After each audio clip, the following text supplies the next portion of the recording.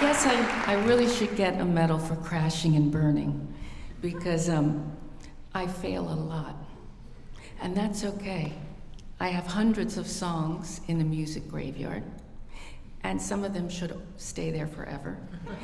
I write songs about politicians in Washington now daily. My latest is called Long and Hard. I'll let you think about who that's about. Lindsey Graham. And so, but some of these songs should stay, pertaining to FISA. Some of those should really not ever be published, and that's okay. I want to talk to you about possibilities for you. I want you to think about Netflix. I want you to think about Amazon. I want you to think about Apple. And what are they doing? They're making shows. And have you heard some of those scores?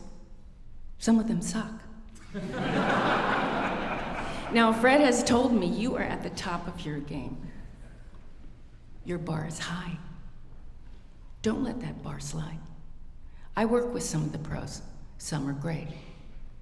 Some have let that bar slide because they're running out to the pub instead of keeping the bar high, okay? I hire orchestras, and I have a hard time finding the players who can play the music. Do you know why the scores aren't very interesting in television? Not all, some are good. Some are very good, some are not. Because they don't have the imagination.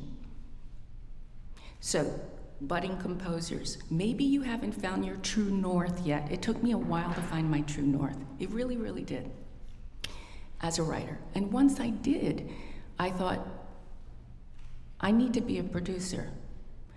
That's a bit of a problem, because as a writer, I'm an introvert. I'm terrified.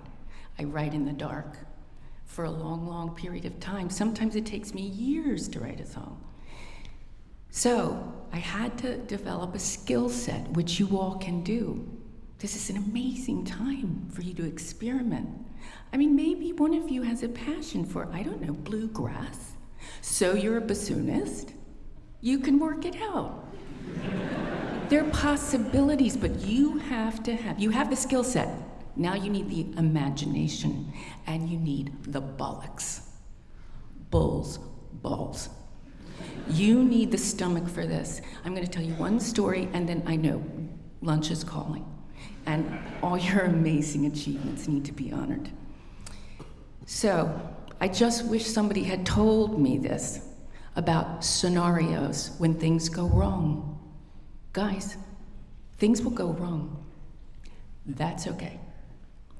But it's how you handle it.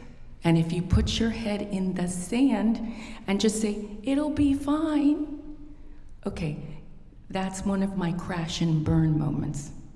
And I've had more than one. So as a producer, I got some advice, and I developed with the muses, they taught me, to put a protocol in place. So this is a sonic safety net. And as a producer, think about this. If you guys are just hired guns, that's kind of glamorous and sexy. You go in, you play the notes, you take your paycheck. You don't have the responsibility. But if you want the responsibility to see it through, then that's a different skill set. Are any of you arrangers in this room? Okay. So I broke my rules. I broke the rules of the sonic safety net that the muses had taught me to put in place. The first rule is check your tuning. You have no idea how many times during a recording session, if I'm not checking that tuning every 15 minutes. In post, I'm spending weeks in post with a Pro Tool operator at $700 a day, fixing the fucking bass player. Okay?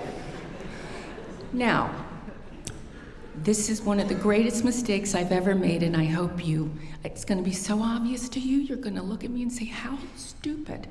But I was intimidated. Because sometimes, guys, you will be intimidated by people who have a pedigree and are famous, but their bar isn't as high as yours. I want you to remember that, because they have their boats. Some of them keep their bar high, and they have their lifestyle. but some of them don't. So you need to think about who you serve. What is your intention as a musician? Because it is seductive. Success can be very seductive, and that bar can slip. So the record company suggested, this is quite a while ago, but I'd sold a few million records, so I had a little bit of a pedigree, but I was intimidated. And so the record company said, I want you to work with this arranger. Okay. I said, okay. And then I was told the rules would be, but you don't get to hear the arrangement till the string day, the orchestral day, with the full orchestra.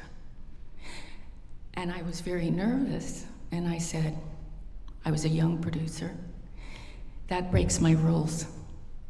The rules the muses have set out. If we're collaborating and we're trusting and we're confident in our music, then we share. And then I can make my changes. Changes? The artist makes changes? Well, the producer, that's part of her job, is to make the changes if they're not right. Because the arrangements have to tell the story that the song is telling, not your own fucking crazy made-up story. You're underscoring, or write your own song. Okay, that's how it works. So what happened? I broke my rule. Let's walk to the day, the orchestral day.